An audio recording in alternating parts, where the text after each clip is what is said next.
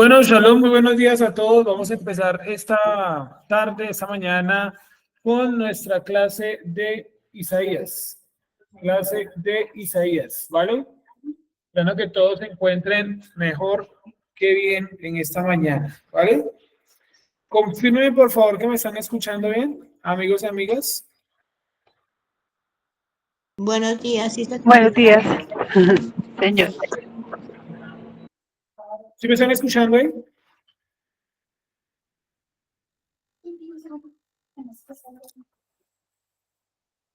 Sí, señor. Hola, hola. Listo, perfecto. Vamos a dar inicio esta mañana, ya estamos grabando ahí con nuestra clase del libro de Isaías. Hoy clase número 131, capítulo 32. Clase 131, capítulo 32.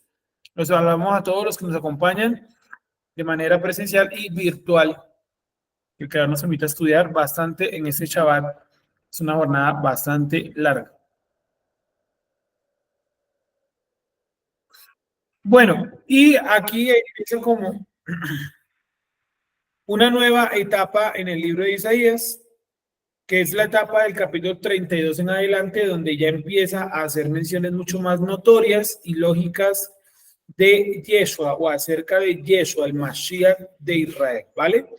Y lo que vamos a leer hoy un poco, vamos a ubicarnos en Isaías, capítulo número 32, por favor.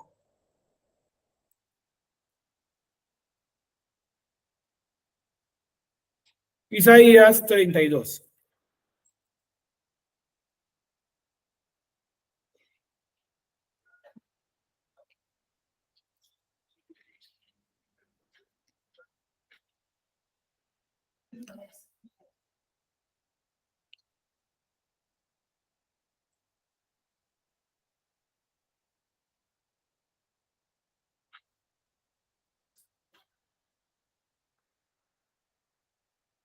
¿Listo? Isaías 32. 32, 1 al 10 leeremos esta mañana.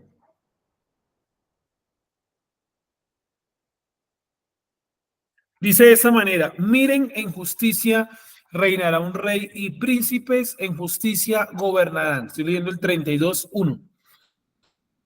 Y será este varón como escondedero del viento y como cobertura de la tempestad, como ríos de agua en sequedal, como sombra de gran piedra en tierra calurosa. No se cerrarán los ojos de los que ven y los oídos de los que oyen escucharán.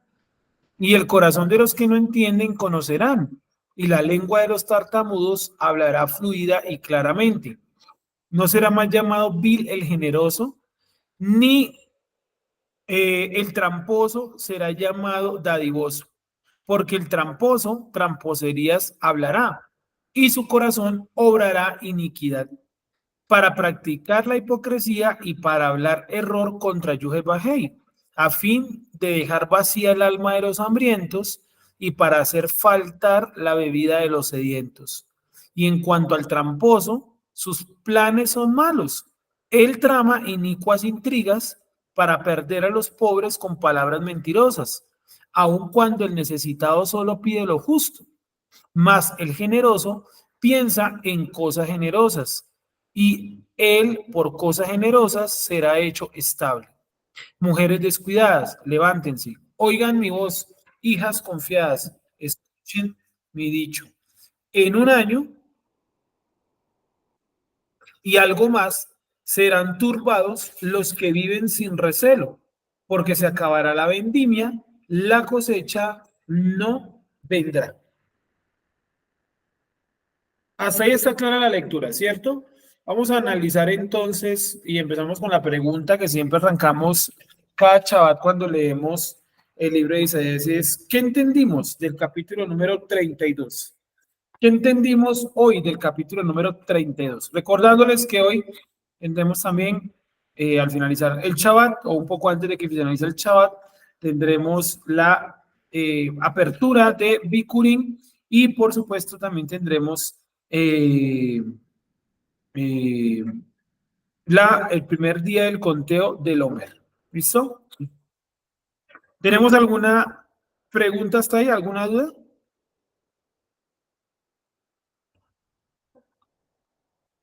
Bueno, entonces les pregunto, ¿cierto? ¿Qué entendemos acerca de esto? ¿Qué has entendido del capítulo número 32 del 1 al 10? ¿Qué entendimos? ¿De qué está hablando el texto?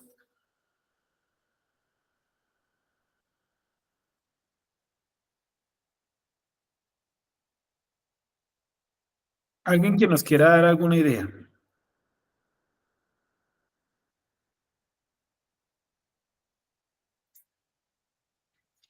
¿De qué está hablando el texto?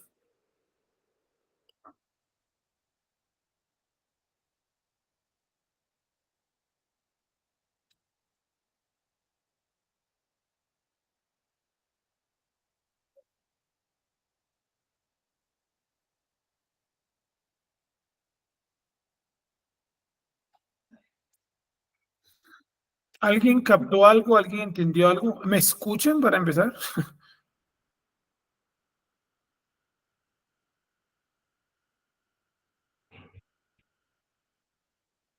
Sí, señor, sí lo escuchamos. Listo, entonces les pregunto de qué está hablando el texto en este momento. ¿Ese es Yeshua?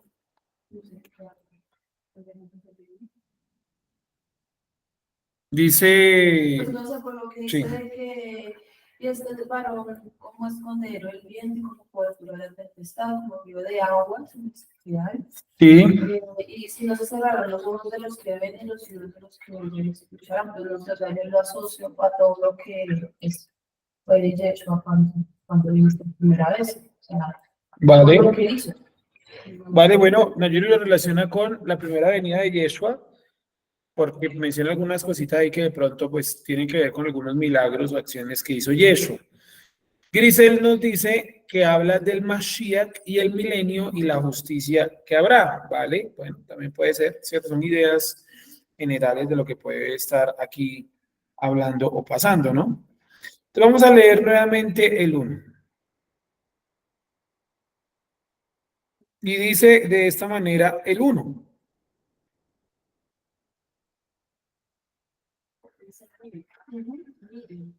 Dice el 1, miren, y la expresión miren es presten atención, ¿cierto? Miren, y la palabra es algo así como hoy en hebreo.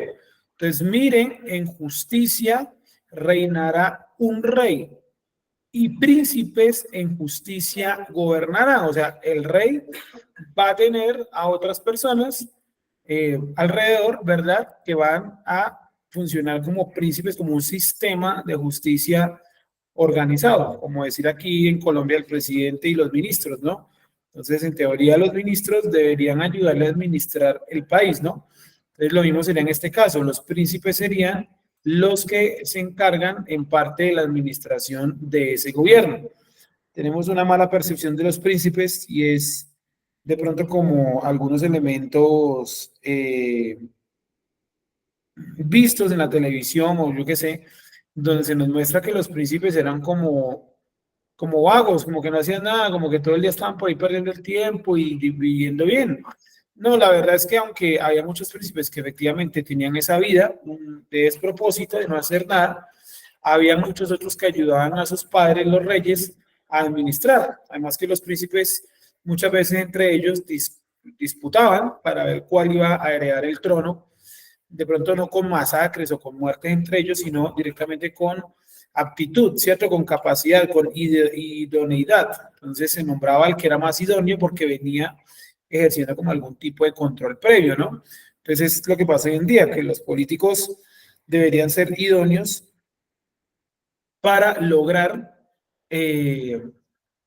dirigir un país. Entonces aquí pasa exactamente lo mismo. Miren, o sea, es algo sorprendente. En justicia reinará un rey, claro, porque encontrar un rey que administre justicia, eso es muy complicado. Sí, eso es muy complicado porque obviamente el ser humano por lo general se corrompe. Ustedes van y miran en la nación de Israel cuántos reyes fueron buenos y son muy poquitos, fueron muy poquitos, casi todos fueron malvados. la casa de Judá recuerdo mucho el caso de Josías como un rey bueno, a Ezequías también, un rey bueno, ¿sí? Pero recuerdo más los malvados como Manasés, que fue el que terminó ejecutando a Isaías, ¿cierto? Y bueno, y una cantidad larga más de reyes que fueron muy malos, incluso en ambas casas, ¿no? Tuvimos a mujeres que fueron malvadas, en el caso de la casa de Israel, a Jezabel, en el caso de la casa de Judá a Atalía, ¿no? Que era la esposa de uno de los reyes y lleva a que lo maten, bueno, y ella gobernó durante 7, 8 años, no recuerdo ya la cifra, y trató durante esos años de acabar con los descendientes de su marido, ¿cierto? Y se le escapó uno, o no captó uno, no lo capturó, no lo encontró, no lo tenía por ahí, y ese finalmente termina dándole un golpe de estado años más adelante. Entonces ahí vemos claramente cómo para que haya un rey justo o bueno es muy complicado. Usted lo mira en cualquier país y casi todos los reyes fueron malos. Es muy raro que se diga que en la historia que fue un buen rey, ¿no? Entonces, o buen presidente, lo mismo, si uno se pone a pensar aquí en Colombia, y ustedes miran toda la tanda presidencial desde, eh, ¿cierto? Desde el pasado hasta los días de hoy, y es difícil encontrar un presidente bueno, ¿no? El problema no es de ahora, el problema ha sido pues siempre, ¿no? Entonces, esperando que ustedes me puedan entender ahí y que esté todo claro. ¿Me están entendiendo hasta ahí, amigos y amigas?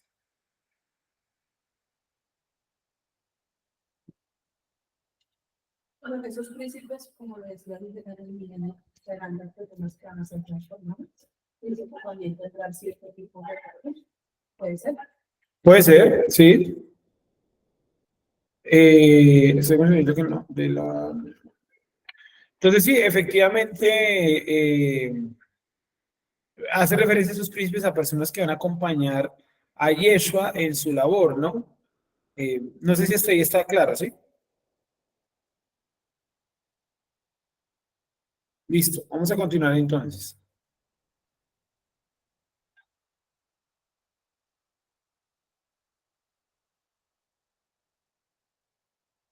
Entonces, espera un segundito que estoy buscando un dato aquí histórico. Segundito.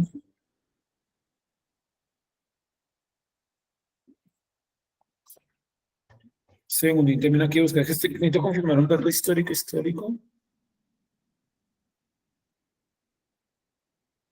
Ya.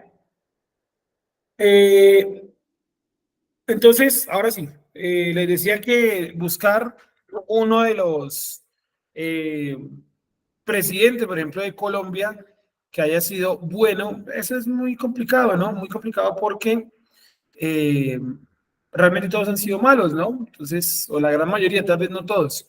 Entonces, si uno mira desde José Miguel Pey, eso es esto que estaba buscando porque no me acordaba del apellido, era José Miguel, pero José Miguel ¿qué? José Miguel Pey, que fue el primer presidente de Colombia, no fue Antonio Nariño, fue José Miguel Pey, eh, nombrado el 25 de julio de 1810, o sea, recién se han ido los españoles, ¿no? Y desde José Miguel Pey hasta Gustavo Petro, o sea, desde 1810 hasta 2024, han pasado casi 214 años. En esos 214 años son pocos los presidentes que podemos mencionar que hicieron las cosas bien, ¿no? Casi la mayoría, por no decir que todos, fueron muy malos. Entonces, imagínense ustedes que la Torá, la Biblia, la Escritura llama a alguien un rey justo, y rey es más que un presidente, un rey tiene mucho más poder que un presidente. Entonces, eso es bien interesante, ¿no? ¿De qué estoy tratando de decir acá? Que si la Escritura dice que es un rey justo es porque es algo muy sorprendente, porque eso dice, miren, sí, porque eso es raro de ver. Miren, en justicia reinará un rey y príncipes en justicia gobernarán, que Nayuri nos mencionaba que para ella estos príncipes pueden ser las personas que van a ser transformadas, que van a ayudar a Yeshua en el milenio a llevar como ese mensaje, ¿no? Ese gobierno de Dios que al día de hoy no ha llegado. La gente dice, los testigos de Jehová, por ejemplo, dicen que ellos son el gobierno de Dios en la tierra. No, ningún gobierno de Dios en la tierra, porque no manejan ni un solo país. No tienen un representante político a nivel internacional. No ejercen un control ni siquiera sobre Colombia, que es una sociedad ultracatólica. O sea, ni siquiera ellos en Colombia logran tener un control como tal de lo que viene siendo la parte cultural, social o religiosa. Entonces ellos no son el gobierno de Dios en la tierra. Ellos se colocaron ese título, pero yo también puedo decir que yo soy el rey de Dios en la tierra. Yo puedo decir cualquier cosa, pero de ahí a hacerlo, Difícil. 2. Entonces, justicia gobernará. Cuando la Torá, cuando el Tanaj nos habla de justicia, se está refiriendo a la aplicación de la Torá. La aplicación de la Torá. O sea, en este momento los seres humanos no han tenido justicia, salvo contados episodios muy cortos donde los hijos de Israel aplicaron la Torá en algunos momentos y lugares muy puntuales. De resto, el ser humano no ha vivido como tal en justicia. ¿Vale? Seguimos. Y será este varón como escondedero del viento y como cobertura de la tempestad. O sea, este varón, ustedes ven ahí el nombre o la palabra en hebreo y es Ish, ¿sí? Será este hombre, este varón, como escondedero del viento y como cobertura de la tempestad. Que precisamente aquí yo veo una relación con Yeshua. Dice como escondedero del viento y como cobertura de la tempestad. No sé ustedes, pero a mí me recuerda mucho ese evento cuando iban en la barca, que el viento y la tempestad estaban incontrolables. Y miren lo que van a decir los discípulos en aquel momento. ¿Quién es este hombre? ¿Quién es este hombre que el mar le obedece? Mateo 8:26. Veo acá qué es. Mateo 8:26. Busquémoslo, por favor. Mateo 8:26.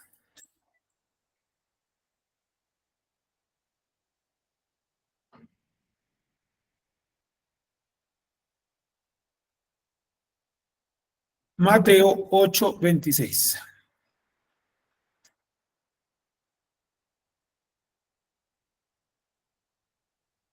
Él les dijo, ¿por qué teméis, hombres de poca fe? Entonces, levantándose, reprendió a los vientos y al mar, y se hizo grande bonanza. Y los hombres se maravillaron diciendo, ¿qué hombre es este? Que aún los vientos y el mar le obedecen. Cuando llegó a la otra orilla, la tierra de los Gadarenos vinieron a su encuentro dos endemoniados. Bueno, ya empieza otro tema ahí, ¿no? Pero básicamente el texto de Isaías nos puede referenciar eso, un varón que va a ser como escondedero del viento y como cobertura de la tempestad. Entonces en Isaías, capítulo número 32, versículo 2, en Isaías 32:2, colocar la referencia Mateo 8, Mateo 8, 26 y 27. Entonces, Mateo 8, 26 y 27. Un varón que sería como escondedero del viento y de la tempestad. No hay una persona que en la escritura haya hecho otro milagro similar a este, ¿correcto? Incluso Pablo dice que estando en un barco naufragaron y casi se ahoga, o sea, ni siquiera Pablo pudo tener ese control sobre los elementos naturales. Entonces, en Isaías 32:2, donde dice que va a haber un varón escondedero del viento y como cobertura de la tempestad, es Yeshua, ¿correcto? Obviamente ese texto está hablando de manera directa del Mashiach. ¿Cómo titula la Reina Valera el capítulo 32? El rey justo, ahí está, el Melech Sadik, ¿cierto? El rey justo, Melech, rey, Sadik, justo. Entonces, Melech Sadik, el rey justo. Entonces, vamos a leer nuevamente el 2.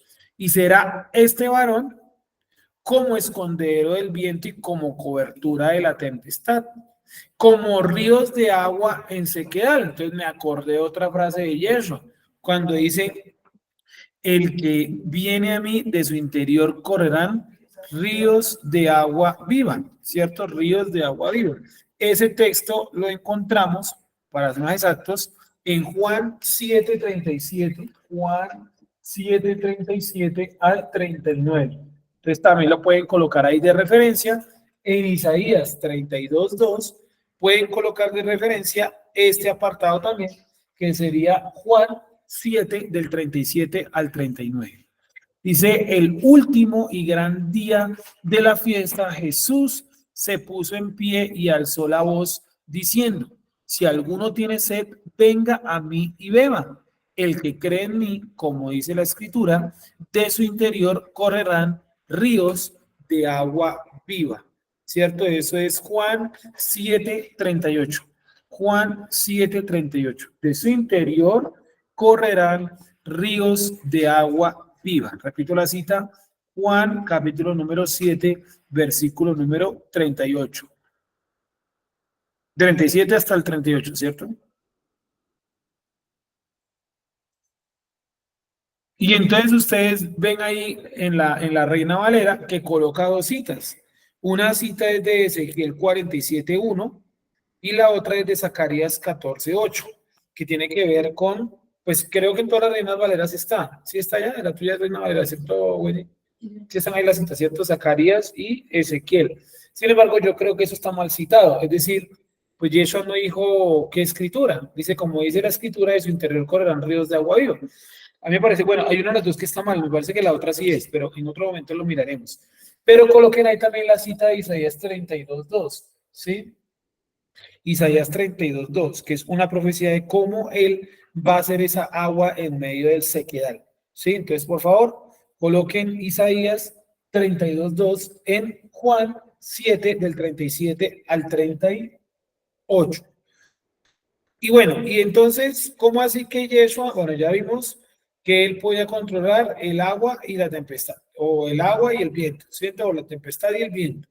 Pero ¿cómo así que él iba a hacer agua en medio del sequedal? Quiere decir que cuando vino Yeshua, Israel atravesaba por una crisis tremenda de espiritualidad. Sí, hay una crisis espiritual grave y el Mashiach nació en medio de una crisis espiritual grave.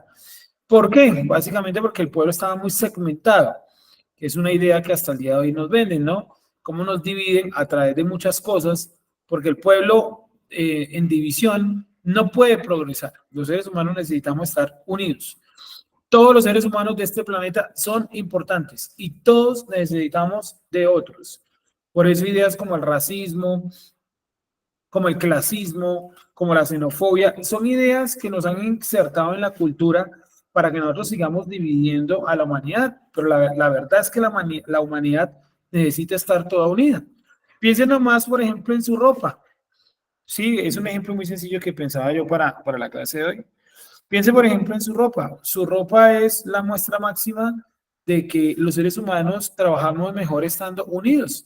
La ropa que usted tiene hoy posiblemente fue confeccionada en China o en la India, en Bangladesh o en Pakistán, cualquiera de esos 4 países. Si tiene zapatillas, tenis, que es lo que la mayoría usamos hoy en día, fueron hechos por lo general en Bangladesh o en el norte de la India, donde viven más de 600 millones de personas. Allí hay más gente que en toda Latinoamérica. Y es un pedazo de tierra más pequeño que Colombia. 600 millones de personas que se dedican a producir toda la parte de la industria textil. Los cordones y demás, eso sí pueden llegar a ser hechos en China, en gran masa, por las piezas de plástico. Para usted póngase unos zapatos sin cordón, es realmente fastidioso. O sea que usted necesita a la persona en China a fabricar la empresa que está haciendo esos dispositivos llamado aquí cordón, porque con el acetato, que es la cabeza, ¿no? Pues ayuda para que usted pueda amarrar los zapatos. Zapatos que son hechos en la India, en Pakistán, en Burma, en Laos, en Bangladesh, cualquiera de esos países del sudeste asiático. Y también usted se coloca una chaqueta que posiblemente fue confeccionada en China, algunos tendrán de pronto algunos elementos hechos aquí en Colombia, algún buzo de pronto nacional, algún saco de pronto nacional. Tienen velos que son por lo general hechos en China. En China mi esposa compró unos velos a un precio bastante económico, digo, es tremendo como allá producen en cantidad, ¿sí o no? En China. Y bueno, tiene entonces muchos elementos, si se pone un reloj, la maquinaria puede haber sido en China, las baterías son hechas en Estados Unidos o en Suecia o en Suiza. Sí, o sea, usted necesita de todos los seres humanos para poder tener solamente un día de supervivencia. Las sillas de plástico, ¿cierto? ¿Quién se inventó eso? ¿De dónde lo trajeron? Su comida, por ejemplo, la leche, usted necesita el campesino que está allá sacando la leche, la fábrica que la empaca en bolsa, necesita también la persona que hace el pan, necesita también la persona que vende la carne, que cría la vaca, que la sacrifica, que la trae a la ciudad. Sí, o sea, es un proceso donde definitivamente necesitamos unos y todos a la vez, ¿correcto? Entonces, Israel atravesaba por una crisis espiritual porque tenía las divisiones que tenemos hoy en día. Unos eran fariseos, otros eran esenios y eran de todas las diferentes culturas y a la final no eran de ninguna. O sea, tenía una división entre ellos y a la final ese odio quedaba en algo pues muy superfluo, ¿no? Pero Yeshua por eso vino a tomar de todas las escuelas lo mejor, porque él no vino a fundar una escuela nueva. Él no vino a fundar una religión nueva. No vino a fundar un movimiento nuevo. Él vino a continuar con las enseñanzas de la Torá, rescatando lo mejor del judaísmo de su época y acercando a personas no judías a la emuná de la Torá. ¿Correcto? Entonces, Yeshua es ese punto de unificación. Sí, ese uno, ese ejat. Por eso Yeshua dice que ahora seamos uno, así como ellos son uno con nosotros. Sí, entonces ahí nos muestra claramente cómo Yeshua y uno de sus papeles que él trajo es el punto de unificación de todo. Entonces, como ríos de agua en sequedal, claro, porque en la venida de Yeshua, la primera, la segunda, también va a venir en una época de crisis espiritual. Y estaba Israel en una crisis de época, de una crisis de tipo espiritual en aquella época, claro. Tanto así que habían dejado la Torá y estaban guiándose únicamente por ¿qué? Mandamientos de hombres. Entonces, aguas en el sequedal, como sombra de gran piedra en tierra calurosa, como sombra de gran piedra en tierra calurosa. ¿Recuerdan esa enseñanza del hombre que construyó su casa sobre la roca? La roca de Yeshua. Sí, es decir, él es ese fundamento que nos protege en el caso de un día caluroso. O sea, cuando quema el día, cuando quema la situación, él nos protege. El Eterno a través de él. 3. Y no se cerrarán los ojos de los que ven. O sea, que en el regreso de Yeshua, sí, porque aquí yo lo relaciono con la primera venida, pero también tiene elementos de la segunda venida, ¿sí? Alicia, te escuchamos. Sergio, una pregunta.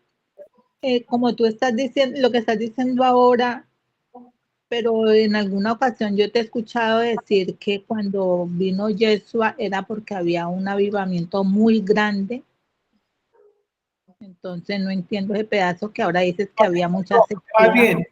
Más bien, cuando Yeshua llegó, ¿cierto? A partir del nacimiento de Yeshua, hubo un gran avivamiento, que es lo que voy a mencionar en otros momentos, que, o sea, antes del nacimiento de Yeshua, había una crisis en el judaísmo, pero luego, después del nacimiento de Yeshua, por aquellas fechas y guiados por el calendario hebreo, muchos movimientos mesiánicos surgieron. Cuando Yeshua tenía alrededor de 3 años, apareció un movimiento mesiánico que estaba compuesto de más de 30.000 o 40.000 personas, que seguían un tipo llamado Judas el Galileo.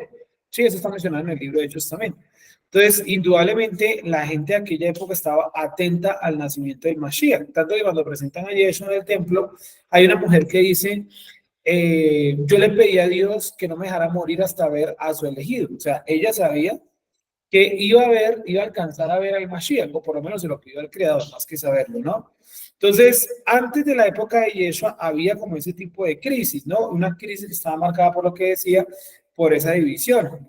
Miren, por ejemplo, solo buscan, ¿qué sucedió en 16 años antes de que Yeshua naciera? Algo sucedió gravísimo en Israel. Y fue tan grave lo que sucedió que los saduceos tuvieron que crear como una especie de cordón, como de perímetro alrededor del templo, porque los judíos iban hasta el templo a insultarlos, a los esenios. ¿Qué fue lo que sucedió? Que los esenios cogieron a unos fariseos, se los entregaron a la autoridad romana acusándolos de haber fundado un movimiento mesiánico y los asesinaron a todos, los crucificaron. Aproximadamente unos 240 representantes fariseos murieron crucificados en aproximadamente 1 o 2 semanas, no se sabe exactamente la cifra. Y esa crisis identitaria, esa crisis termina con el nacimiento de Yeshua, que se une a la vez con el surgimiento de movimientos mesiánicos, porque hasta ese momento no había habido movimientos mesiánicos. Los fariseos fueron acusados a partir de mentiras. En el libro de Flavio Josefo, la historia del judaísmo, ahí nos muestran ese relato. Dice que hasta ese momento no hubo movimientos mesiánicos, porque el primer movimiento mesiánico fue el de Judas Galileo.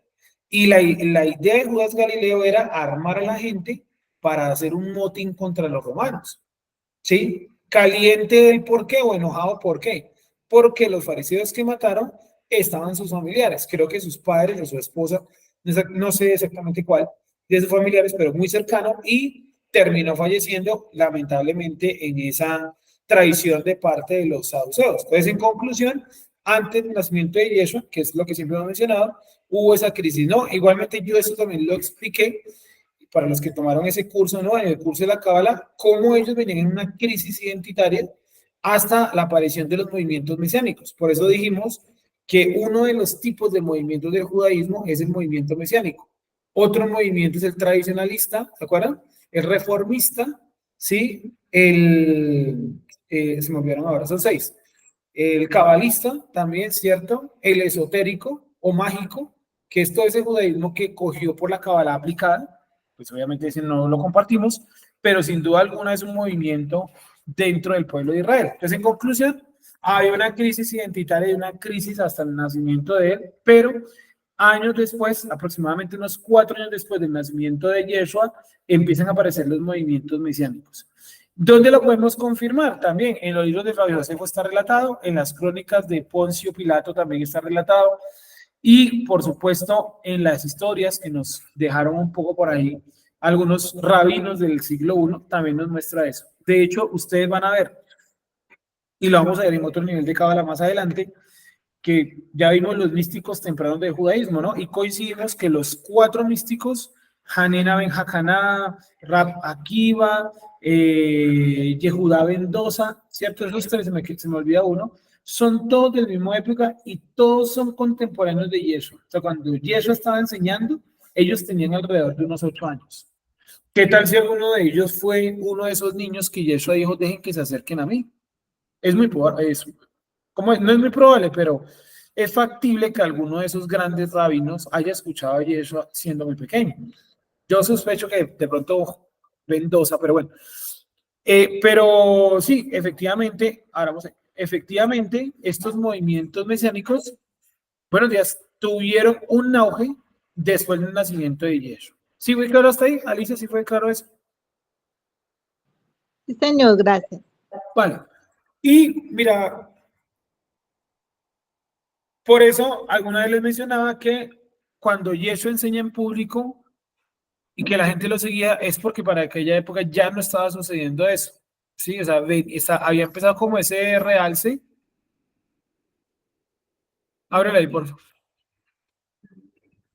Había empezado como ese realce cultural, social y demás del judaísmo, ¿cierto?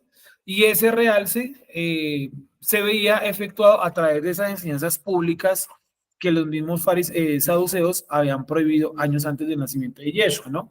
¿Cuál era la preocupación número 1 de los saduceos? Que apareciera el Mesías. ¿Por qué era una preocupación? Porque sencillamente al aparecer el Mesías, el sacerdocio ya no importaba. ¿Por qué ya no importaba? Porque ahora el templo iba a pasar a un segundo lugar. Para eso hay que leer el libro de Hebreos, ¿no? En el libro de Hebreos nos muestra eso, que el templo pasó a un segundo lugar porque Yeshua ya había venido y había cumplido muchas cosas ahí. Y por eso el escritor de Hebreos dice que ese lugar, el templo y sus servidores estaban prontos a desaparecer. O sea, él dijo esto sobre la ecuación, porque ya viene el Mashiach. Entonces, ¿para qué templo? Bien, continuamos entonces. Y ese fue el problema siempre de los saduceos, que al ellos reconocer un Mesías, inmediatamente ellos perdían el poder, que ellos no eran líderes religiosos, ellos eran líderes políticos. Es como yo decirle, mañana nace el Mesías y todos los presidentes del mundo pierden su poder. La mayoría de presidentes del mundo no van a querer que venga el Mesías. ¿Sí? ¿Por qué? Porque les va a venir a quitar el poder. ¿Sí? Por eso los famosos hacen pactos con entidades demoníacas, con bajos astrales. Ellos dicen que es un pacto con el diablo, ¿no? El diablo está por otras cosas más importantes. Hacen es pacto con entidades astrales bajas, ¿sí? O sea, seres espirituales caídos, demonios, pero no directamente el diablo está en otra categoría. Entendamos que Dios envía al diablo para combatir a Yeshua en la tentación. ¿Para qué se lo enviaron famoso? O sea, demasiado poder para el famoso, ¿sí me entienden? Le envía un bajo astral, un ente espiritual maligno, y efectivamente hacen algún tipo de acuerdo o pacto y esa entidad maligna puede llegar a hacer hasta milagros, obras, darle cosas, todo esto obviamente avalado por Dios, o sea, Dios está permitiendo eso por detrás, pero la entidad demoníaca lo puede llegar a hacer. Entonces, ¿por qué ellos prefieren hacer pacto con entidades demoníacas que con Dios? Porque saben que con Dios, ¿qué es? Es al revés, es yo no tengo poder, es tú tienes el poder. Mientras que con el demonio te dice tú tienes el poder. ¿Sí? Que el poder es tuyo. Y eso es muy engañoso. Cuando el ser humano siente que el poder es suyo, Es peligroso, muy peligroso. Pues en teoría, por eso en la democracia hay tres ramas del poder, ¿no? La rama judicial, la rama legislativa y la rama ejecutiva, ¿cierto? Para que ninguna de las ramas diga yo tengo el poder, sino que las tres ramas están, entre comillas, equilibradas para que, buenos días, entre las tres puedan llevar adelante, pues, una sociedad, ¿no? Entonces, es eso mismo, es dividámonos el poder. Bueno, en el caso de los demonios es, tú tienes el poder. Y entonces es muy peligroso para el ser humano. Muy, muy peligroso, repito. Demasiado peligroso para el ser humano. Bien, continuamos. 3. Y no se cerrarán los ojos de los que ven, como les decía, aquí yo veo aspectos de la primera venida y de la segunda venida de Yeshua. Indudablemente la primera parte que hagamos en el versículo 2 hace referencia a su primera venida, como escondedero del viento, la tempestad, ¿sí? En la parte 3 habla y dice, no se cerrarán los ojos de los que ven. Quiere decir que en el regreso de Yeshua hay gente que todavía lo va a estar esperando. Que es esa parábola de las vírgenes, ¿no? Que las que consiguieron aceite tuvieron luz, pero las que no se durmieron. O sea que va a haber mucha gente, incluyendo de nosotros, esperemos que no nosotros puntualmente, pero mucha gente de nosotros, pongamos de la casa de Israel, o más puntualmente de Centro de Estudios Hebreos Teruá, que al final del tiempo va a olvidar a Yeshua y ya no lo va a esperar. Se dirá, no, pero ¿cómo así? Eso no es posible, sino yo tengo fe, claro. Claro que tiene fe, pero usted y yo no sabemos con qué poder viene el antimashiach. Si el antimashiach convence a los judíos, no me quiero imaginar el poder que él va a tener, porque es que los judíos no creyeron en Yeshua, que vino con grandes poderes y milagros. Algunos, ¿no? Con algunos judíos, más bien. Y si van a creer, por eso Yeshua dice, en mí no creen porque yo hablo en nombre del Padre, pero el que hable en nombre de sí mismo, o sea, un poder auto-otorgado, en ese sí van a creer. Eso lo dijo Yeshua en el libro de Juan.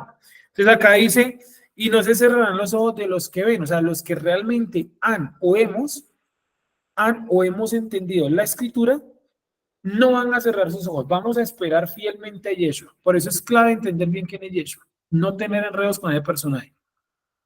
Si usted entiende quién es Yeshua, usted sabe a quién está esperando. Por eso el libro de Ezequiel guarda un secreto muy poderoso. El libro de Ezequiel nos dice que el príncipe de justicia, o sea, el Mashiach, va a gobernar, ¿cierto? Dice, pero por encima de él estaba la presencia del Creador. Miren lo interesante. Mientras que el anticristo, según el libro de Daniel, él viene y se proclama ¿qué? Dios. Miren la diferencia. Una cosa es que gobierne un ser, Yeshua, y por encima de él esté la presencia divina. Y otra cosa es que venga un ser con mucho poder y diga, es que yo soy Dios. Entonces, lo que hoy dicen los movimientos mesiánicos, que Dios y Yeshua son el mismo, es una antesala al anticristo. Porque el único que se proclama como Dios y como enviado es el anticristo. ¿No me creen? Lean Daniel. Daniel capítulo 7, 8, 9, 10, 11 y 12. 6 capítulos que hay que saberse de memoria. Pues yo no me los sé de memoria, pero si los leemos se los puedo explicar, pues no lo voy a hacer en este momento que ya lo hicimos en otra clase. Pero es un peligro, y yo se lo decía hace tiempo a alguien en una transmisión aquí en vivo, es un peligro decir que Yeshua es el mismo Dios, porque eso solamente lo dice el anticristo. Por eso dice que él se sienta en el trono de Dios y se hace pasar por Dios. Ah, bueno. ¿Sí es lo peligroso? Por eso dice Yeshua, yo no he venido a hablar de mí mismo. La vez pasada me leyeron ese texto, creo que en una fiesta. Mi doctrina no es mía, es del que me envió. Y por eso Yeshua dice, ustedes no creen en mí que yo vengo en nombre del que me envió, pero cuando venga uno en su propio nombre, está diciendo yo soy Dios, en ese sí van a creer. Vamos a leerlo, que es bien interesante. Es que la gente cree que una persona ya hablando cosas, hay que creerle porque es pastor, porque es pastora, porque a mí me importa 5, ¿sí me entiendes? Si no se ajusta a la escritura, no le creo absolutamente a nadie, no le creo esos videos que dicen gran mensaje profético hasta que no me siente a escucharlo y analice y digo, esto es mentira. Que era lo que les decía de algún movimiento mesiánico en Estados Unidos, que eran muy fuertes hace 10 años, nomás hace como 15 años eran muy fuertes. El líder cae preso por problemas de dinero, lo sacan preso, lo sacan de la cárcel y él ya no tiene lo mismo que tenía hace 15 años. ¿Por qué? Supongo yo que el paso por la cárcel, sus vidas, bueno, todo eso, en fin. Pero todo eso yo lo puedo comprender, ¿sí me entiende? Pero hay un problema y es que él trata de continuar con lo mismo que llevaba hace 15 años, basado en algo y es falsa profecía. Dice, Dios dio un mensaje revelador y uno escucha el video 1 hora y media, ¿sí? Y el video es Dios me dio un mensaje revelador. Básicamente Dios le dijo un mensaje seguramente revelador, entre muchas comillas, que Dios iba a levantar a Israel de las naciones donde estaba. Eso está en la Torá, en Isaías, en Malaquías, en Miqueas, están todos, cualquier profeta que usted coja y dice cuántas veces, salvo Abdías, ¿no? Y digan, bueno, Abdías no, los que lo han leído, pero el resto en todos los textos dice eso. Entonces, ¿cuál mensaje revelador? ¿No? Ahí está. ¿Sí me entiende? Mensajes reveladores eran los de Elías. Por 3 años y medio no va a llover. 3 años y medio no llovió. ¿Sí? Y Elías estaba contento de que no lloviera. Y yo entiendo a Elías, claro, estaba contento porque ellos le atribuían la lluvia a uno de sus dioses, a Baal. Baal Zephón, el dios de los vientos. Entonces esa sequía era que falta de viento. Y frente al mar, que no haya viento. O sea, era una demostración de Dios de que ese dios Baal no tiene ningún poder. Y él está contento por eso. Ustedes leen entre líneas o leen ahí bien el libro de Primera de Reyes y Elías está contento. ¿Y saben cuándo se le quitó lo contento? Cuando fue a la casa de una mujer y vio que se estaba muriendo de hambre junto con su hijo, porque como no había llovido, no había que comer.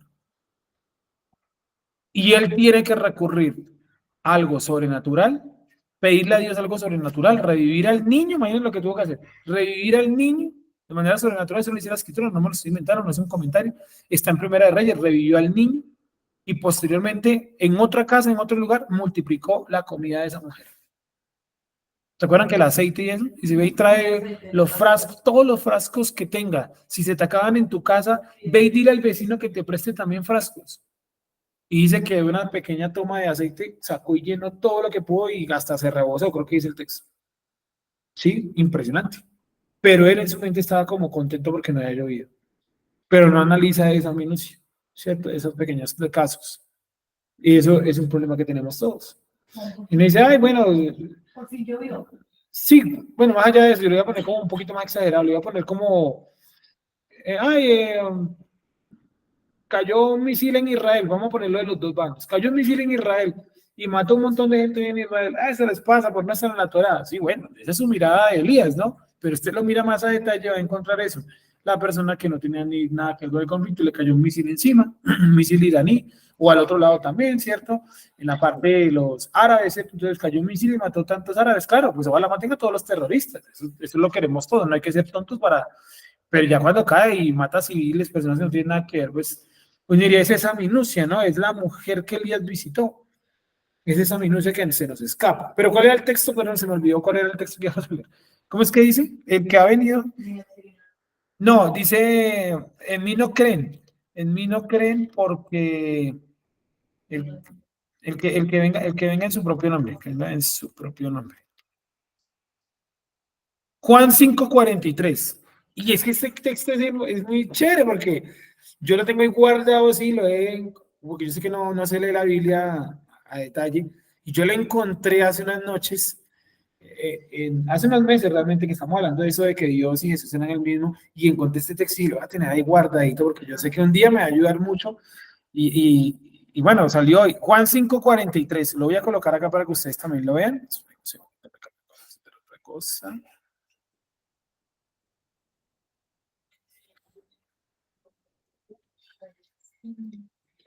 Juan 5:43. Dice, yo he venido, y hay que leerlo suavecito, yo he venido en nombre de mi Padre. Ah, entonces Jesús no vino en su propio nombre, ni está diciendo que vino en su propio hacer, porque él también es el Padre. Como yo les digo, Jesús dijo cosas mucho más descabelladas que decir yo soy el Padre. Eso lo he hecho, es menos descabellado que cositas que él dijo por ahí que uno dice, esto es descabellado, o por lo menos difícil de entender. Yo he venido en nombre de mi Padre y no me recibís.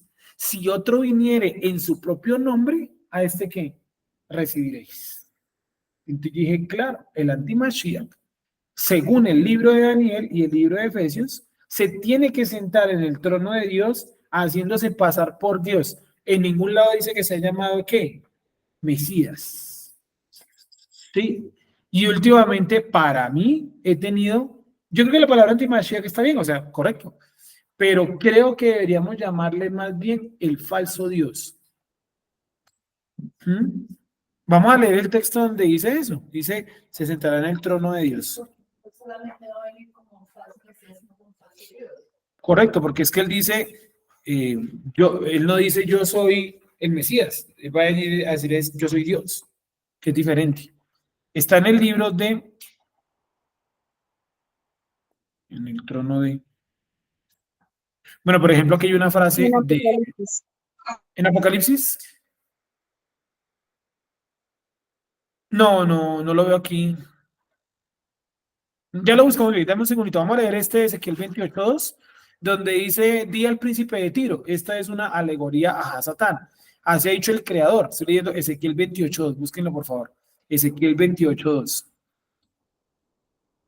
Donde dice que se va a presentar como si fuera Dios, que simplemente. Sí, ese, ¿cuál es? Segunda de Tesalonicenses 2. Esa, segunda de Tesalonicenses 2, ¿qué? 2. Segunda de Tesalonicenses 2:3. Miren lo que dice. Nadie os engañe en ninguna manera, el cual se pone y se levanta. Esperen. Dice el 4, el cual, bueno, leamos el 3.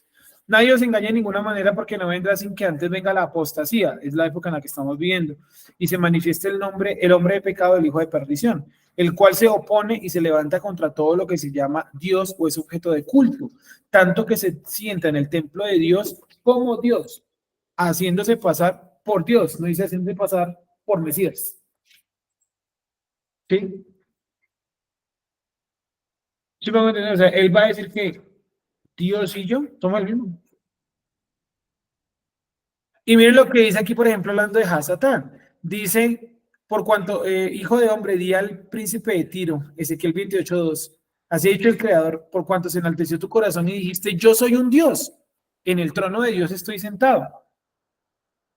¿Sí? La posición de Hasatán de siempre querer ocupar el trono de Dios. Ese dogma es peligrosísimo. Peligroso. Y después quitarlo es muy complicado. Los dogmas tienen eso, que es como la brea, como el plástico caliente, que es difícil de quitar. Sí, por ejemplo, la semana anterior que no había luz, me cayó un poquito de cera de vela. Tenía una vela prendida ahí porque no veía. Y me cayó un poquito aquí, como entre el dedo pulgar y el índice. Y bueno, primero el dolor, ¿no? El ardor. Y después me estaba tratando de quitar eso. Y es duro, me imagino que a uno le queda por ahí petróleo caliente o plástico bien caliente. Y eso no lo quita nadie. ¿Sí? ¿Plástico? Lo con que pavimentan las calles. Uy, asfalto. Asfalto. Sí, papá estaba desde que no son las cosas para arreglar algo de un bus, como de piso. Y yo de pura chismosa dije, ¿qué será ese? Moví el palito y santo. Y eso no se cabezas. Y pues, qué dolor, me imagino. Entonces, eso es complicado, ¿no? Entonces, un dogma es como eso, como esa brea, como ese plástico caliente que es difícil de quitar. ¿Por qué es difícil de quitar? Porque hay algo que al ser humano le cuesta mucho y es replantear lo que ha aprendido. Lo que nosotros aprendimos es así y punto. ¿Sí me entienden? Entonces, a veces replantear eso es muy complicado. ¿Sí me van a entender? 28:2. Bueno, vamos a cambiar entonces nuevamente por acá a el libro de Isaías. Como les dije, el libro de Isaías aquí ya toma otro nivel y ya empieza a meterse en temas que pueden ser incluso más llamativos, porque bueno, la parte histórica es muy llamativa, que el rey de Asiria, que la muerte, que va a quemar a los de Asiria. Claro, pero pues como ya ocurrió, pues también uno como que a veces le quita un poquito el peso, ¿no? Pero esto sí son cosas que no han ocurrido. Entonces dice el antimashiach. También puede ser llamado el falso Dios, porque él dice que se va a llamar, o que él va a ser ¿qué? Dios. ¿Sí me hago entender? Es muy peligroso ese dogma. Bueno, seguimos. Y no se cerrarán los ojos de los que ven y los oídos de los que oyen escucharán. Y el corazón de los que no entienden conocerán. Y la lengua, no volvamos a leer eso porque estoy leyendo muy rápido. 3. Y no se cerrarán los ojos de los que ven. ¿Sí? O sea, esa gente hasta el final, los que lleguen, los que lleguemos al final, esperando al Mashiach, no se van a cerrar los ojos, porque ellos ¿qué? Porque ellos ven. Y los oídos de los que oyen, escucharán. Por eso el texto dice, el que tenga oídos para oír, oiga. Si usted oye, si usted ha entendido bien el papel de Yeshua, para aquella época no va a dejar de escuchar. A aquella época me refiero, la gran tribulación, si es que nos toca, ¿no? Y también hay que ver eso. Pero hasta el final de nuestra vida, si hemos entendido bien a Yeshua, no lo vamos a negar. ¿Sí? ¿Me voy a entender? Una persona que ha entendido bien a Yeshua, es difícil que lo niegue. Yo diría que casi imposible.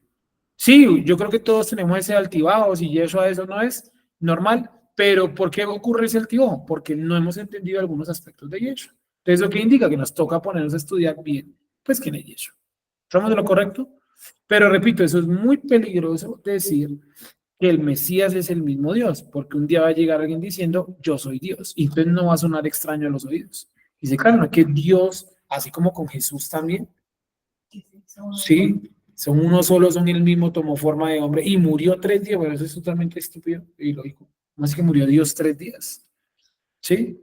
Bueno, hay un salmo que dice, el que sustenta toda la creación, y ¿cómo la va a sustentar si estaba muerto? Bueno, no sé. 4. Y el corazón de los que no entienden conocerán. Entonces, en aquella época, los que no han entendido, ¿qué pasará con ellos? Conocerán. ¿Sí? Y la lengua de los tartamudos, esa expresión tartamudos me costó mucho ponerla, no porque yo tenga algo contra los tartamudos, ni más falta, sino porque la expresión en hebreo como tal no es tanto tartamudo, sino aquel como que no se puede dar a entender, ¿sí? Por eso dice, la lengua de los tartamudos hablará fluida y claramente, o sea, la persona que no podía hacer entender lo que creía, lo que sentía, lo que pensaba, lo que había entendido en la escritura, en aquella época lo va a dar a conocer. ¿Sí les ha pasado eso? O sea, esos tartamudos somos nosotros, que a veces sabemos mucho, pero no sabemos cómo comunicarlo. Bueno, en aquella época todo eso se va a aclarar, porque hay muchas cosas que son difíciles de explicar. Y entonces hablaremos que fluida y claramente.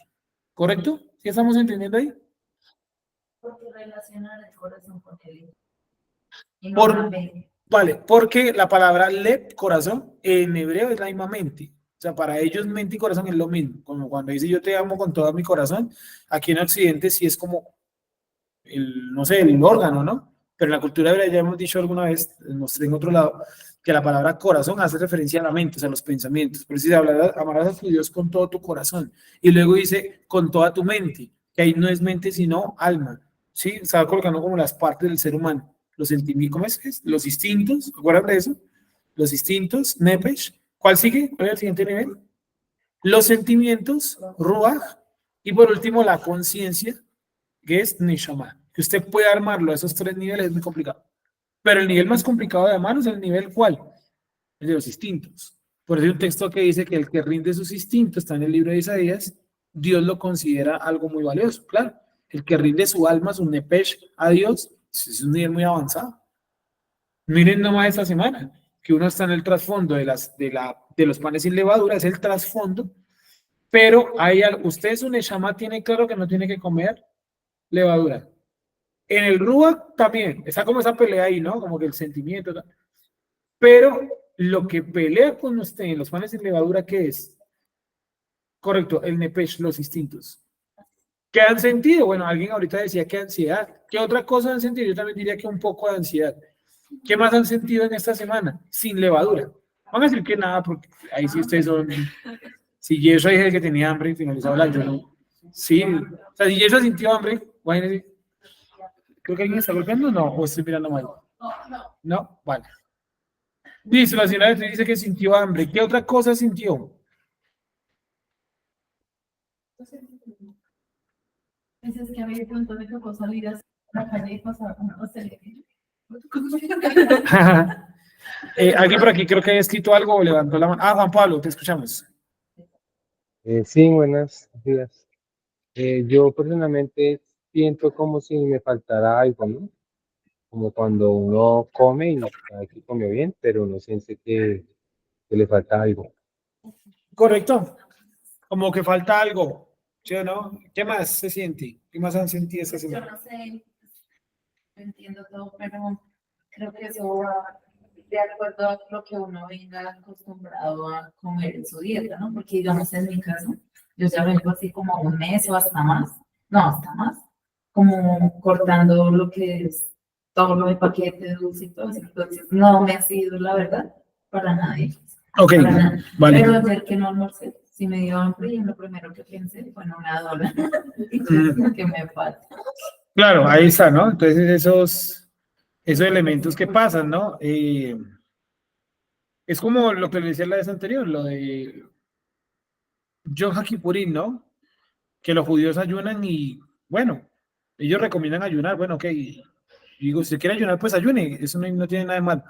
Pero el problema es cuando es eso, ¿no? Cuando no es esa práctica. Si uno tiene la práctica de no comer tantas cosas con levadura, pues obviamente que la fiesta no le va a dar duro, ¿sí o no? Pero, dale, dale. No, dale, dale. A la final se complica, digamos, yo lo pensaba por el hecho de los directos, ¿sí? Dame un segundito, Wendy. Espérame porque está largo y cuando es corto, cuando es cortico yo lo repito y cuando son largas. Ahora sí, ¿cómo es? Que de todas formas, digamos, si se tiene como la costumbre, tiende a ser también complejo, y yo lo pensaba esta semana en cuanto a los condimentos, porque digamos, pues en mi caso, si hago pollo, digamos, pues yo le pongo color o cosas para que, pues, entonces yo en esa semana decía, pues no, toca sin color, por ejemplo. Sí, claro. Entonces ya se va cerrando cada vez más, y pues en cierta forma eso hace que se dificulte, por eso decía yo lo de la ansiedad, ¿no? Porque Claro. digo, ya es mucho más, Amplio. sí, guardar la fiesta, digamos, pues sí, uno tiene sus antojos de vez en cuando, y también lo pensaba en cuanto a que se cierra también el círculo de uno, en cuanto a que, digamos, ya no puedo ir a la casa de mi abuelita, ejemplo. Correcto. Entonces, porque si voy a la casa de mi abuelita, pues van a hacer algo que... Leudado, sí. Y pues para uno echarse en la carreta de Sí, que es leudado, que sí, ¿me entiendes? Es complicado. Qué complicado esta gente otra vez. Entonces, como que siento que esta semana también la llevan a eso, como toca cerrarse un poco más. Correcto. Por eso dice que Dios los mandó a que encerrarse esa noche, ¿no? ¿Se acuerdan que dice que los mandó a encerrarse esa noche? No en el mandamiento para pesas. En la pesa, en la primera pesa, dice que cierren la puerta. ¿Se acuerdan de eso? Bueno, No lo había, qué pena, no lo había pensado por ese lado, pero en mi casa yo sí dije a mi mamá, no, esta semana no voy a comer. Tras de que vengo bien fastidiosa, entre comillas, con la comida, dije, no, esta semana no voy a comer nada por llevar. Y era como, que si se te hace un una arepa. Me dijo, a mí es una arepa. Entonces, yo me quedé a decir la arepa. sí, claro, entiendo. Y entonces yo le decía que ahí uno está en la mitad, porque a quién le agrada a su mamá, que si bien es, pues a uno le agrada, o a Dios, o Sí, obvio, pero entiendo. le toca hacer uno fuerte. Sí, entiendo. Creo que sí, es de harina y eso, claro.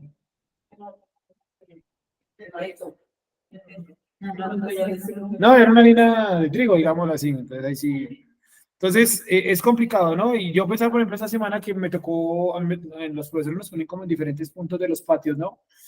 Me tocó ahí al lado de la cooperativa, yo veía a todos los niños comprando y eso. Pero no, digamos que en ese momento no se te enseña, me puse a pensar solamente es todo lo que venden aquí es levadura, ¿no? Y también venden fruta y eso, pero le colocan crema de leche. La crema de leche es levadura. Entonces, yo pensaba eso y en otro día normal, de pronto yo me compro un vasito de fruta o me compro unas galletas, cualquier vaina así, pero hoy no hay opciones, o sea, es todo levadura. Entonces también me puse a pensar eso como la levadura, que es un poco lo que dice Yeshua, ¿no? De manera indirecta, que la levadura está en todo lado. Sí, así como la transgresión está en todo lado, porque es lo mismo que se hace para sacar la levadura, es lo mismo que deberíamos hacer para sacar las diferentes transgresiones y comportamientos que tenemos hoy anidado. Sí, pues si no se ha hallado en ti levadura, no se ha hallado en ti transgresión, es eso, sacarte eso, y eso es un proceso complejo. Sí, porque miren todo lo que hemos sentido, solamente con levadura que es física. Ahora imagínense algo espiritual. Si nos cuesta dar la levadura que es física, ahora imagínense algo espiritual. Más complicado. Sí, ahí es donde está. Ansioso, estresado de no comer, digamos, lo que quiere, si no está acostumbrado y que se estrella una cosa en su casa o en usted con todo eso encima es difícil de responder, pero... Correcto, obvio. Sí. Ajá. Vamos a continuar ahí. Listo, dice el 4. No, el 3 dice, y no se cerrarán los ojos de los que ven y los oídos de los que oyen escucharán. 4. Y el corazón de los que entienden conocerán. De los que no entienden, perdón, lo estoy leyendo mal, 4. Y el corazón de los que no entienden conocerán.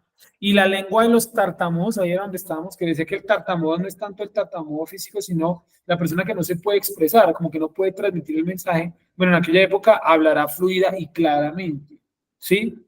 No será más llamado vil el generoso, ¿sí? Ni el tramposo será llamado dadivoso. Entonces yo aquí veo dos personajes donde el texto se pone supremamente interesante. Veo a alguien llamado generoso, que lo están llamando vil, o sea, ese fue el nombre que le dieron, ¿sí? Y este vil es como despreciado, como malo, como algo feo, despreciado, es el término correcto. Y veo a alguien que es llamado, alguien que es tramposo, pero ¿cómo lo llaman? Dadivoso, ¿sí? Dadivoso. Entonces yo veo dos personajes, el generoso que es llamado vil y el tramposo que es llamado dadivoso. Y acá dice, no será más llamado vil el generoso, ni el tramposo será llamado dadivoso, porque el tramposo tramposerías hablará y su corazón obrará iniquidad para practicar la hipocresía y para hablar error contra Yuhet Bajei, a fin de dejar vacía el alma de los hambrientos y para hacer faltar la bebida a los sedientos. Ese es el antimashiach. Que el tipo viene a qué? A hablar tramposerías, aunque es tramposo, va a ser llamado como dadivoso. Claro, porque no queda curar las enfermedades, va a curar el hambre mundial, va a traer grandes milagros y señales. Claro, va a lograr muchas cosas que la gente va a decir, tan buena gente, tan dadivoso. ¿Sí? Eso es como cuando el gobierno da un subsidio de 500,000 pesos. Sí, claro, que dadivosos, pero detrás de eso, ¿qué hay? Impuestos, robo, corrupción.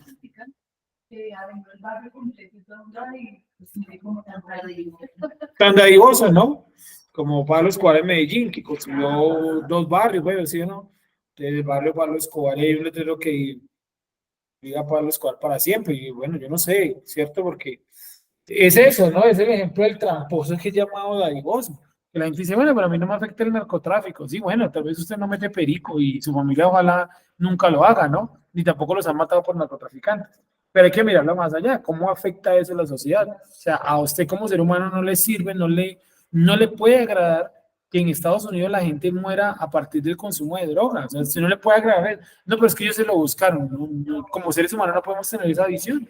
¿Sí o no? Lo acabamos de decir hace una hora. Los seres humanos necesitamos que todos los seres humanos estén bien para que podamos crecer juntos como sociedad. Sí, imagínense un león feliz porque otro león no pudo cazar la cebra. No, al contrario, se unen para poder cazar y comer juntos. ¿Sí? Continuemos. ¿Cómo será un alma vacía? O sea, ¿de qué se compone el alma? Porque uno dice alma y es yo me imagino una sola pieza. ¿Qué es una sola pieza? Cuando dice el alma vacía es como si fuera Mami, como sin contenido, ¿no? La palabra vacía es Hevel. Eso lo estamos explicando un poquito en Caín, pero expliquémoslo acá rápidamente. vacío también. Sí, lo que pasa es que la palabra vacío es la palabra Abel. O sea, a Abel le colocan el nombre vacío, que realmente significa es como sin norte, sin dirección. Entonces, por eso Caín era cultivador. Eso dice el texto. Y dice, y Caín fue, no dice, y Abel guiaba las ovejas. Dice, pero Caín era cultivador. Entonces uno se pone a pensar y dice, claro, los seres humanos salieron pensando del huerto de Edén que lo maravilloso que era ser cultivador. Por lo tanto, la labor de Abel era como vacía y vana, porque ellos no comían carne. Entonces, ¿cómo así que pastor de ovejas? ¿Sí? Entonces, vano es algo como sin un norte claro, como que vas a la deriva. ¿Sí? Eso es eso. La palabra Abel, que es vano, vacío, es eso, sin a la deriva, sin norte. Seguimos entonces, dice, no será más llamado, dime. Pero es que esto me hace pensar en, no sé, muchas cosas. Me hace pensar de pronto en la gente específicamente que de pronto en Estados Unidos, los famosos que siguen las masas, que siguen de pronto cantantes que se meten en temas locos de ya no del Hasatán, sino de demonios, que el interés de alguna forma es dejar esas almas vacías. Es que así es. Y si Pero- te pones a analizar, gran parte de la humanidad tiene una vida vacía. Por eso el libro de Eclesiastés dice que digo que no es, él lo permite. Yo digo que la pregunta no es tanto cómo lo permite, sino, ni para qué tampoco la pregunta, sino por qué el ser humano vive esa vida así. Es una vida vacía. Sí, por ejemplo, para mí, tuve una clase y me parece una vida supremamente vacía. Tuve una clase con una profesora que es una clase de 4 horas, durante 2 horas, casi la mitad de la clase, eh, nos habló de sus logros académicos, ¿sí? Entonces, que había hecho no sé cuántas tesis y ahí nos mostró un documento de su hoja de vida que eran, sin mentirles, como unas 200 hojas. O sea, que es una persona que ha dirigido más de 60 tesis, ha estado como en 200 coloquios, es una vida que ha hecho muchas cosas así. Pero como yo le preguntaba a ella en la clase, porque simplemente quería hacer la pregunta a ver qué me respondía, ¿sí? Más allá de ser un estudiante, yo soy practicante de Torah. Y le pregunté, bueno, profe, ¿y todas esas investigaciones que usted se ha dirigido y eso, se han tenido un impacto real en la cultura colombiana, o sea, en el cambio de sociedad? Y la vieja me dijo que no. Me dijo, no, la verdad no. Me dijo, no, la academia es un mundo así de chiquitico, me dijo. Me hizo con la mano como el símbolo de que me dijo, la academia, lo que yo hago es así de chiquitico. Y la realidad es una cosa inmensa. Dijo, solamente una persona tonta pensaría que lo que escribe, lo que hace, va a cambiar la sociedad. No lo cambia.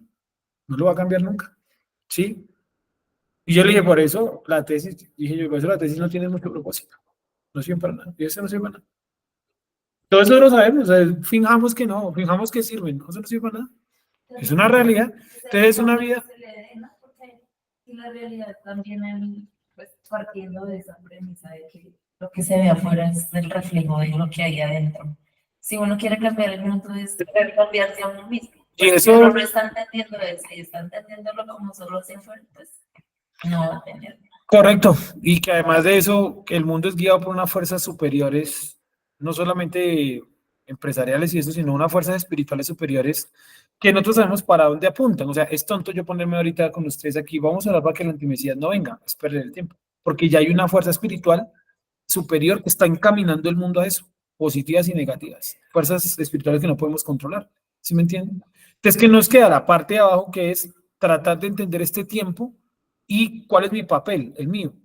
¿Sí? Pero la gran parte de la humanidad realmente, que era lo que tú ibas a decir, y te corté ahí, que lo había pulido, es gran parte de la humanidad vive vidas vacías, vanas.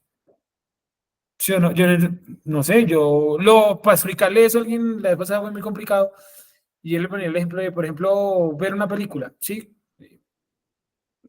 Coloqué el ejemplo con películas. No es lo mismo usted ver una película simplemente como en el contexto del cine, ¿no? Una película como, por ejemplo, Interestelar, que por lo menos lo hace usted pensar en el viaje en el tiempo, en el universo, el Reyes de las Matemáticas, ¿sí? No es lo mismo ver esa película que ver El Paseo, ¿sí? No es lo mismo. O sea, digamos, es una vista con objetivo y la otra es una vista porque sí. Y usted va a esas salas de cine y eso es así lleno, viendo a la gente, así la gente muerta a la risa por chistes que uno dice que estupidez. Sí, no, bueno, eso es un símil, ¿no? Es un símil a una vida vacía. ¿Y dónde está la definición de una vida vacía? En el libro de Eclesiastés está claramente. Sí, dice, disfruta con la mujer que tú amas y con tus hijos, porque todo eso es alegría. Dice, pero al final de los días es que vanidad de vanidades. ¿Y cómo así? ¿No se supone que mis hijos son todo, que mi esposa son todo? Todo en todo y todo por todo. ¿Cómo así que vanidad de vanidades? Quiere decir, el texto está diciendo que hay un objetivo superior a tener hijos y tener esposo o esposa. Sí, a veces el final de todo discurso es este, dice el texto, y es amarás a Dios con todo tu corazón. O sea, el objetivo de todo ser humano es ¿cuál? Poderse conectar con Dios. Todo lo demás es que superfluo y de cierta manera como ciertamente vano, realmente. ¿Sí? ¿Me hago entender? ¿No les parece a ustedes van a ir a una tienda, cualquiera, lo que sea, comprar lo que sea, y darle al cajero un pedazo de papel? Un cuadrito de papel. ¿No les parece eso? O mejor aún, mostrarle en un celular unos números ahí. ¿Sí? Ya, listo. ¿Sí o no? O sea, los seres humanos hemos inventado ese sistema para intercambiar los productos. ¿sí? Era más real cambiar un bloque de oro por 200 bultos de papa. Era más real eso. Por lo menos eran como cosas con valor el oro. Y eso que el oro también tiene valor porque nosotros los seres humanos le hemos dado valor. Pero que tal que mañana dijeran, no, lo que tiene valor en el mundo no es el oro, es pedazos de metal. No, pues entonces todos somos millonarios. No más miren esa cosa que va bajando ahí la escalera. Y eso yo tengo un montón. ¿Se imagina que estuviera hecho de oro? ¿Qué dirían ustedes? Ese man el rico, ¿sí me entienden? Si fuera de oro. ¿Sí es? Y terminamos ahí, ¿vale? Hay que pues más por verlo, tenía un poquito más largo, pero bueno, yo sabía que el tema del antimachía iban a ser ahí, o el falso Dios, y es esto, ¿no? Este generoso que es llamado Bill, ¿quién es? El generoso que es llamado Bill. Y si en aquel día no llamarán más al generoso Bill, ¿quién es ese? ¿Y quién es el tramposo que es llamado dadivoso? ¿A quién dijeron? ¿A quién la profecía dice que lo llamaron como despreciado, menospreciado, ¿cierto? ¿A quién le dieron ese título? De leproso también, en el Talmud, que Wendy nos explicaba eso un poco la vez anterior. A Yeshua, ¿sí o no? O sea, Yeshua ha sido llamado como Pil, a pesar de que él es generoso, ¿correcto? Y el antimashiach, que es tramposo, va a ser llamado como daivoso. Por eso miren lo que dice del tramposo. Porque el tramposo, tramposerías habla. ¿Sí? Me perdí. Hablará, perdón, tramposerías hablará. Y su corazón obrará iniquidad. La vez pasada les dije, cualquier cosa que diga iniquidad es antitorá. Cualquier lado donde ustedes lean iniquidad, antitorá. O sea que él va a hacer como. Su corazón obrará qué cosas contra qué? Contra la Torá. Para practicar la hipocresía. Claro, porque es que él va a aparentar ser qué? El Mesías o Dios o el Salvador. Sí, por eso dice que es un hipócrita, porque él aparenta cuando realmente no lo es. Y para hablar error contra Yuhet Bajé. Por eso hay un texto en Daniel que dice, contra el Dios de sus padres habló. ¿Sí? Y se opondrá contra todo lo que es Dios. ¿Sí me hago entender? Correcto, porque ¿qué tiene que decir? Él tiene que decir, Yuhet Bajé no existe. Sí, sí, correcto. Y mira que allá abajo está la respuesta. Dice, ¿por qué? O sea, yo como lector diría, ¿y por qué este man hace todo eso? Dice, a fin de dejar vacía, sin norte, el alma de qué? De los hambrientos. O sea, la gente que está buscándolo a él, que pone en él su confianza, realmente ¿qué van a encontrar al final del día? Vacío. Porque están siguiendo al que no es. Y para hacer faltar la bebida a los sedientos. Pero Yeshua dijo algo muy interesante y con este versículo terminamos. Y lo dijo en el versículo Juan 6:35. Ahí terminamos, en Juan 6:35. Qué pena, me tomó unos minuticos de más, pero es que no quería dejar el tema sin llegar a Juan 6:35. ¿Se acuerdan que él está diciendo que va a dejar sin comida y sin alimento a los que lo están buscando? ¿Que los va a dejar hambrientos y sedientos? Pues miren lo que dice Yeshua, Juan 6:35. Y por eso todas las palabras de Yeshua tienen que ver con las profecías. Lo que pasa es que a veces no conocemos la profecía. Dice Juan 6:35. Yeshua les dijo, yo soy el pan de vida. El que viene a mí nunca tendrá hambre, y el que en mí cree no tendrá sed jamás. ¿Sí en la comparativa? El antimachía, ¿cómo los dejan? Hambrientos y sedientos. Pero Yeshua dijo, el que venga a mí no tendrá hambre y no tendrá sed jamás. Entonces, como les digo, es un versículo, es un capítulo muy poderoso, pero si usted lo lee por encima, no entiende nada. ¿Me hice entender hasta ahí, amigos y amigas? Entonces, Yeshua es la contracara, así como el antimashiach, el falso Dios, el falso, el mentiroso, el hijo de perdición, va a dejarlos sin alimentación y sin bebida. Está hablando de términos espirituales, ¿no? Yeshua dice por otro lado, y es, yo soy el pan de vida, el que viene a mí nunca tendrá hambre, y el que en mí cree no tendrá sed jamás. ¿Y por qué no dijo yo soy la matzá de vida? Porque es que la matzá es un pan de aflicción. ¿Sí? Usted va a la panadería y si usted no tiene ya claro el pan que va a comprar, y yo, compramos un pan a ojo, o sea que sea más bonito. Pero usted va a la panadería y todas son matzah. ¿Sí? ¿La diferencia? Bueno, vamos a dejarlo hasta ahí. Espero que me haya hecho entender que ese tramposo que menciona el texto es ¿quién? El anti-Mashiach, el falso Dios. Por eso dice que siendo tramposo es llamado como dadivoso. Y acá dice que Yeshua, el Mashiach, siendo generoso, es llamado como vil y despreciado. ¿Listo? Espero que me haya hecho entender hasta ahí. Es un texto muy interesante y lo que falta está muchísimo mejor. Vamos a orar, vamos a darle gracias al Creador en esta mañana de nuestro apreciado llamado Shabbat.